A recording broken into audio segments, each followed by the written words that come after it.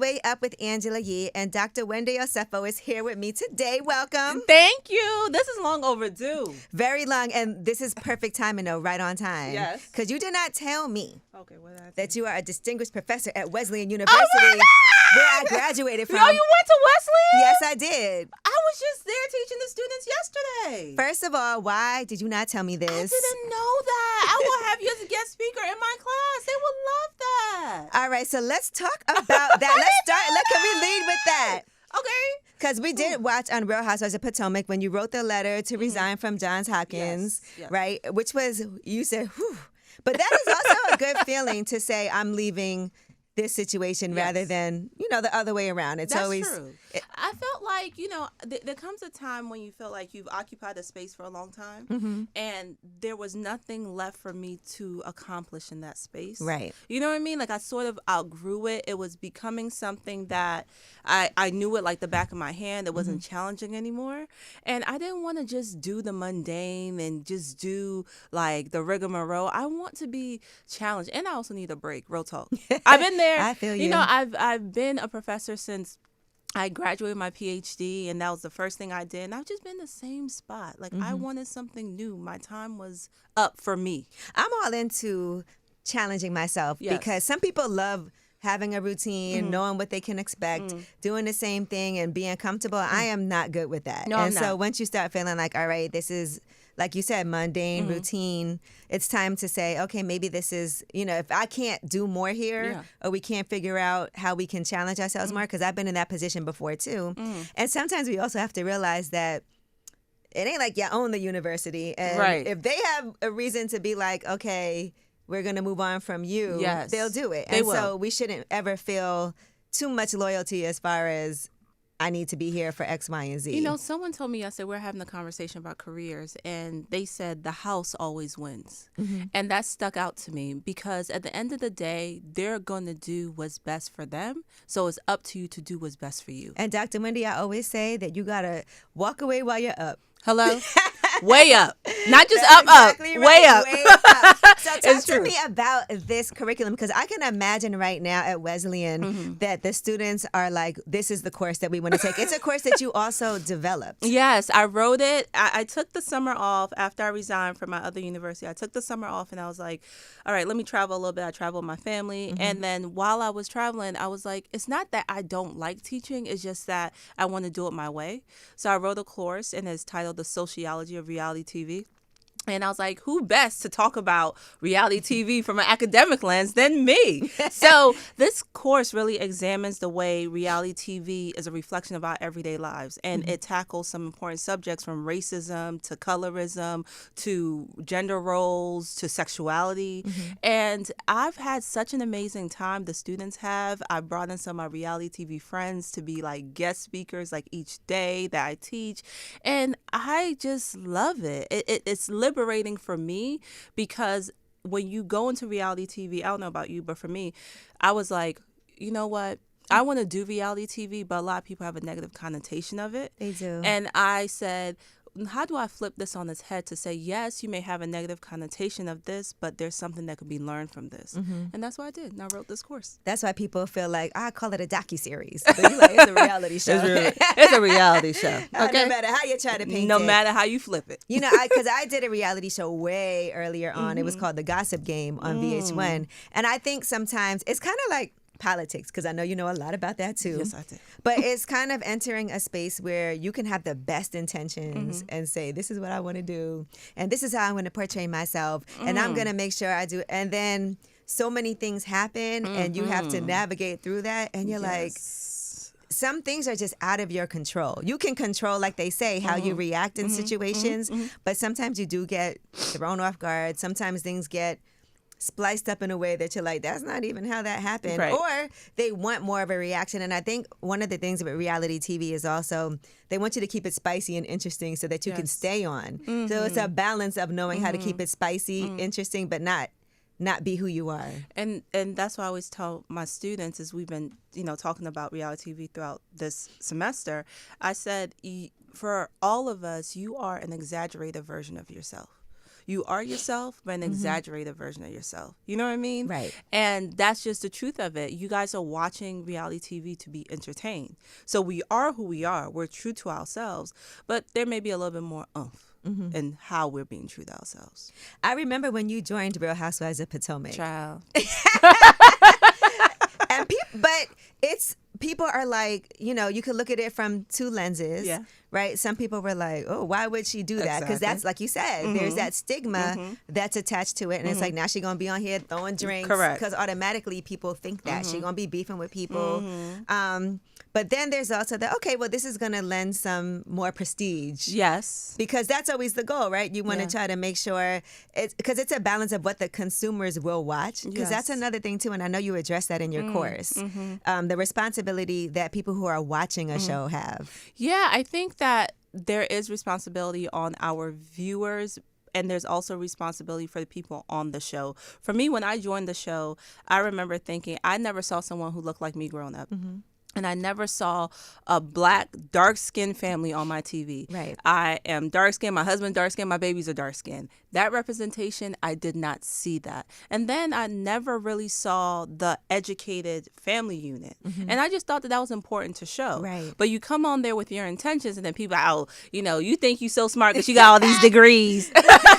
And it's like, no, I don't think that. I'm just telling you, you know, some of these other women on these other franchises are flaunting their 20 homes. Let me talk my stuff with what I got. I paid a lot to go to school and put in a lot of time. And so, you know, there's always that opposition of what you intend and what's received from the consumers. But in the end of the day, you can only be true to yourself. However, I also think that it's important for people who are watching the show to know that you are just watching a show. Nothing more, nothing less. I know some people will be like, why are they going on a trip together? They don't even like each other. Do you go to work? Do you like your coworker? You know what I mean? Like it's work. Yeah. It's work. We are a group of friends, but at the end of the day, we cannot pretend that we don't get paid. We do. Right. And we want to be on all the episodes, and we want to get more airtime so we know we're not getting cut from the show, because that is part of it too. There you go. That part. So what did you learn about yourself in the first season? Because it's an adjustment period, right? Anybody who joins a show, it's an adjustment period, learning how to, like we said, to navigate through this space of, okay, you know, we're going to be sitting here talking. They're going to say one thing, but then catch me off guard with this. And then I know I'm going to have to, and they'll tell you ahead of time, like, okay, we're going to have you in the scene where you're going to sit down and they're going to say X, Y, and Z about your husband. Right? I wish they told me. They didn't tell me ahead of time. They didn't give you no heads up? No. Our show, we do not get a heads up. It's literally bombs are dropped. You don't know if it's coming from the person to your left or the person to your right. That's one thing about it. They can hold on to whatever they have to say, and then they'll wait for the right time. And it's like, boom. And right. It's like, how you going to react to it?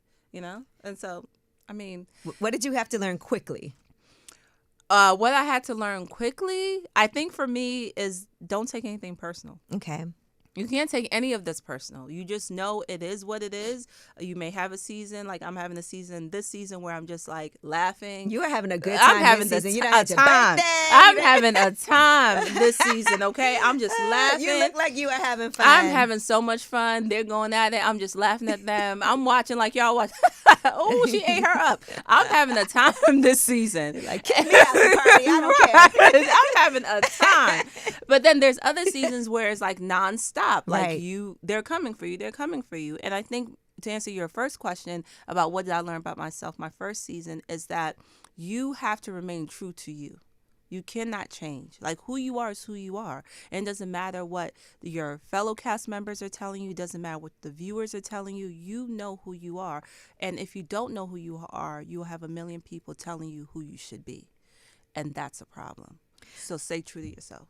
And then even in the space of you have a real life outside of taping. Because some people have reality shows and that's like their full 9 to 5. There's nothing else. And nothing else. Baby, that's it. You have a lot of other things. I mean, being a wife, being a mom, being a professor, having your own show.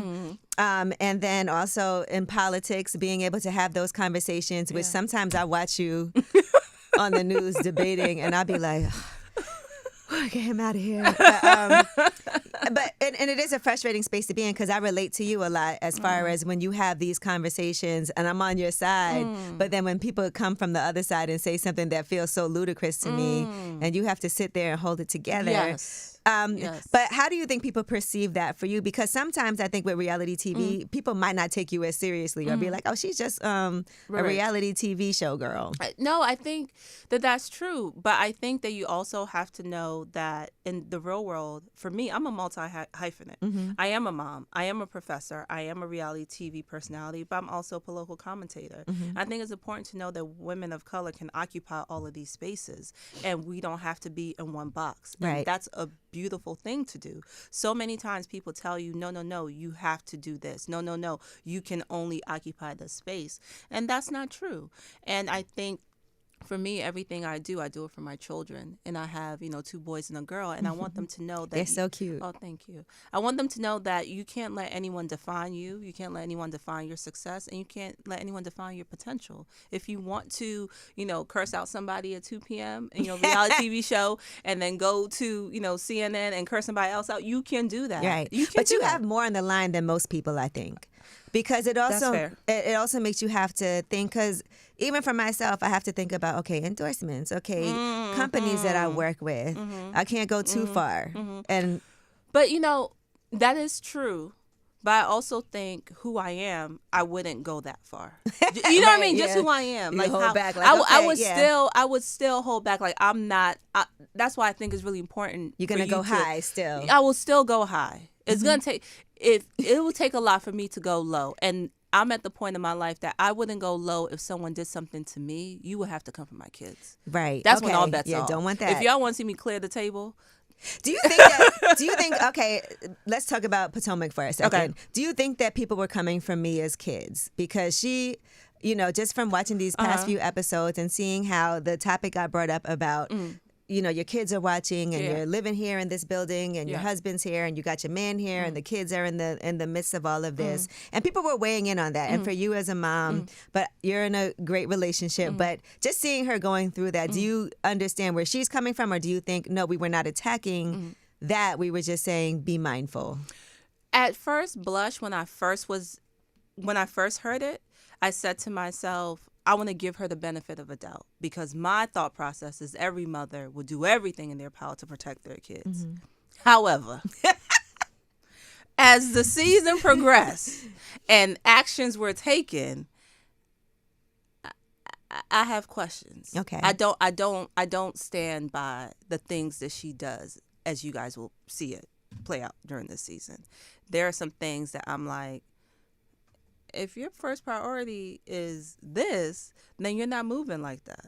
So that's the honest to God truth. I defended her when we were all at the Hatitude party, because I was like, wait, hold up, we're all mothers here. What's going on? I want to give her the benefit of a doubt. But baby, when you start moving a certain type of way, I can't defend that. I can't.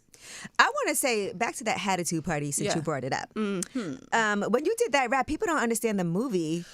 Oh my God! Thank you. I'm like, that's from Coming to America. And it felt like people thought you just made up some rap about your breasts. Right, and people were like, oh my God, she's trying to do this. My name is Wendy, and I'm the best. best. All the other, want to fill over. Hello, that's one of the only movies I can probably quote, like, scene to scene. And so I was like, don't you guys watch Coming to America? Clearly not. This is a cult classic. Are you kidding me? That makes you also understand the people you're around. Like, y'all don't know who don't know that from Coming to America? They don't. They're not tapped in. But I just want to put that out there because it bothered me that people did not get the joke. At this point, I'm just used to people not understanding, but I did walk away. I did walk away from it like, oh, y'all so funny. So now let's talk about your show too, because you have your own talk show. Yeah. So you just interviewed Just Hilarious. I did. That had a lot of people talking. But that was good. And I think it was positive. It was positive. I did it while she was, we got the interview out maybe like 2 weeks before she delivered. And so it was a real tight turnaround. But I really wanted to talk to her about motherhood because, again, with our earlier conversation about people telling you can't do certain things, I just think it's important to have a conversation with a woman who is a working mother and who for some would say the height of her career decided to get pregnant. And so what is that like? Do you feel any challenges with that? And at the time, she even told me that when she took her current position, she didn't inform them that she was pregnant. Right. And I was like, and you don't have to, because a lot of times as women, we have to do certain things because motherhood has a way of being displayed on us. Right. And it's something men don't have to deal with. But men don't have Imagine to do that. Like a guy, if he's getting a job, he doesn't He have to be to like, say, oh, my wife, my wife is having a baby in 2 months. That's none of the business. Or my thing that I absolutely hate is they always ask women, can women have it all? But you never say, can men have it all? Right. Why are these questions about juggling career and family only posed to women and not to men? So, on the Dr. Wendy show, when I interviewed Jess, I just thought it was a very important conversation to have because you often have that conversation with women after they have children. But this was someone who was in the midst of about to have a child. And I want to see how she was viewing her career from that lens. Yes. Now, another thing that you've been discussing, and I've seen your conversations, politics. Yeah, man. I know. It's and rough. You know what's really rough is looking at X and seeing Elon Musk post like non-stop. Let me not say that for he disables my account. It'll be over for Elon. I'm sorry. I was just playing. But we are also on this platform, right? People are buying these Cybertrucks. They're buying the Teslas. They're, doing the things that support a person. So as much as it could feel like, okay, this guy is, right. and I do feel like the election was for sure swayed by things that were posted on that platform. 1,000%. Because every time I went on there, I was like, why is this what I don't follow on my timeline? And it's all like, and certain things get buried and you won't see it. 1,000%. We're only, just a week? I think it's a week. The election was a week ago yesterday. And we got the results. We got the results when we all woke up a week ago today. Oh, I was up already. Oh my gosh. I stayed up. And then let me tell you something. I this may be controversial, but I honestly feel like if you needed any confirmation that America does not like Black women, the 2024 election is that for you. Right. Like, and people say, oh, it's not about race. This is 1,000% about race. Trump did not have a plan. He did not lay forth any policy. He didn't tell y'all what he was going to do. There was no next step, phase 1, phase 2, phase 3. The only plan that he did lay out, which was Project 2025, he told you guys everything nefarious he would do. And then said he had nothing to do with it. And then tried to distance himself from it. So, he did tell us what he was going to do, though. He told us he was going to deport. And people are with that. But some of the people who voted for it are going to be affected by it the most. And even for people who have, who's going to do certain work, for people that have these big corporations that hire, and they're going to feel the effects of that as well. But you know what? I'm at the point that let them have it. Right. Y'all voted for him. You deal with the ramifications of what it is. And the tariffs, people are realizing. There were people who did not realize that that's going to get passed on to the consumer. They thought the tariffs would be paid for by the foreign entities, just like people thought that, Trump thought Mexico was going to pay for the wall to get built. Good luck. Everyone, I honestly feel like after this election, so many people, it's a numbers game. You saw that 92% of Black women voted for Kamala Harris. At this point, we have done our jobs. Yeah. We did it. We delivered. We did what we were supposed to do. And guess what? Y'all wanted Trump. You can have him. Enjoy the next 4 years. Don't complain. Don't tweet. Don't say nothing. Right. And I think there's just so much misinformation because he can say anything and people will think that it's true. But what I realize is the amount of hate that comes if you say, like the other day I had posted something like reparations for white people is crazy. Because he was talking about DEI and restitution for people who, with colleges that implemented that, because people don't understand how important diversity is. But Angela, can I say something? But it's also people who deserve. Not just that, it's so funny that he and a lot of his Republican cronies have this issue with DEI and people who are able to get opportunities through diversity initiatives. But he's here naming people like Matt Gaetz to be the attorney general who has no qualification. So you're not talking about the issue of nepotism. That's not an issue for you, Trump. Care about that, yeah. Nepotism doesn't matter. But you want to talk about people who are qualified and then they're getting through DEI initiatives. Like, he's a walking contradiction. And it's just laughable at this point. The highest cop, the top cop attorney general is someone who was accused of having sexual relations with a minor. And by the Republicans, too, who are like investigating. And he's like, I'm not cooperating with this investigation anymore. You know, and if you look, and I was looking at like everybody that he said that he wants to appoint in these positions, I don't see us nowhere. And so how is that representative of the United States? And so I just think it's really important for us because, you know, part of it is they love that we're all like feeling the way that we do, because I saw Elon Musk say 1 week and here's what Democrats, or as they call it, liberals, are looking like this. And they enjoy that. Like, if you say something, because I just said something, I said reparations for white people is crazy. And there were people in my comments, and, you know, you can... And they were like, you're 40 and you're not married. You're 40 plus. And what's like, that got to do anything? You're 40 and you ain't got no teeth. I'm like, first of all, they probably got no teeth. And it's just like crazy to me if that's what you want to. What does that have to do? What does that have to do with anything? Anything. That's nothing to do with nothing. Yeah. You know, y'all keep on playing with Trump. Trump is going to show y'all. Yeah. And he ran this election. He ran his presidential bid 1,000% like a reality star. And he ran it like that was his platform. Now that's a course. Let me tell you something. He ran. Oh, that is a course. Now that is definitely a lesson for your course. I'm gonna pitch that one because he ran his campaign 1,000% like a reality star. And as I was watching the reality show of the White House. Stamp it, Professor Osefo. I'm coming for that. I'm coming to take notes in there.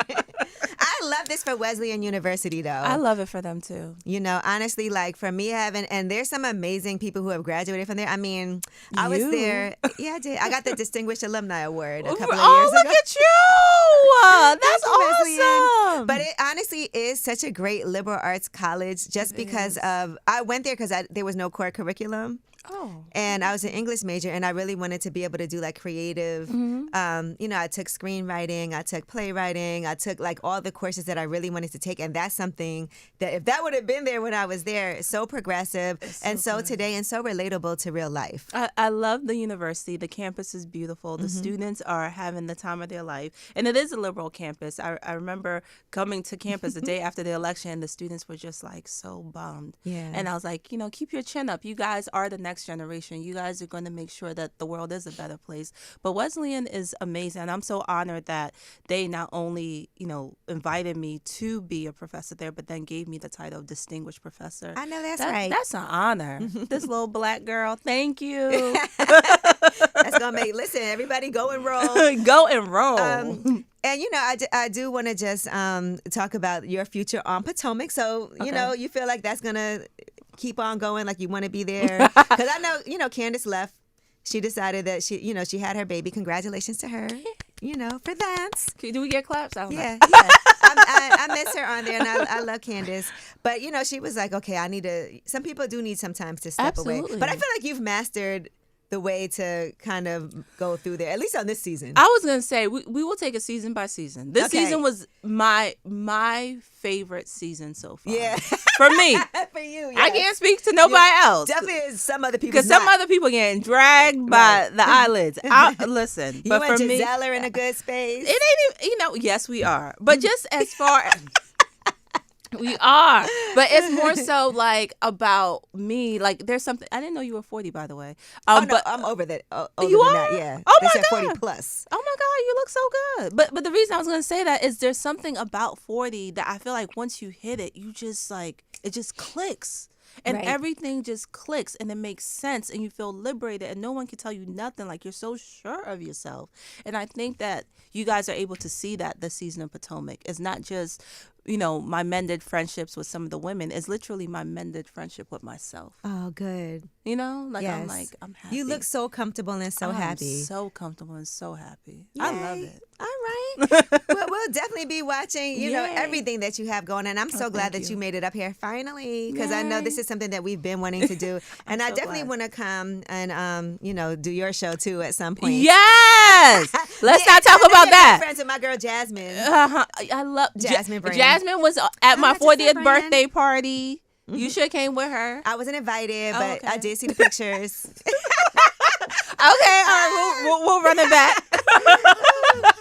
And the 1954 Equity Project. Yes. I just want to talk about that for a second, because education is so important, and in making sure that we know our own history, because things are being threatened so much right now. So can we talk about that briefly? Sure. So I started the 1954 Equity Project because as an educator, I felt like a lot of times we want to have diversity on campus, but we don't have inclusion. We want to fill these quotas and say we have these students of color on our campus, but how do those students of color feel? Do they feel like they're at home? So the 1954 Equity Project provides mentorships and supports for Black students to make sure that they feel okay. Any resources they need is also for students who are the first one in their families to go to college, because sometimes you don't know what to do because you don't have any advice. So it's just like a resource for students to make sure that not only they survive, we don't want them just to survive, we want them to thrive. Right. And that's what the 1954 Equity Project does. And speaking of thriving, this cannabis line. Hello, Happy Eddie. I am an investor in Happy Eddie Cannabis. My husband started it, and I think it's so dope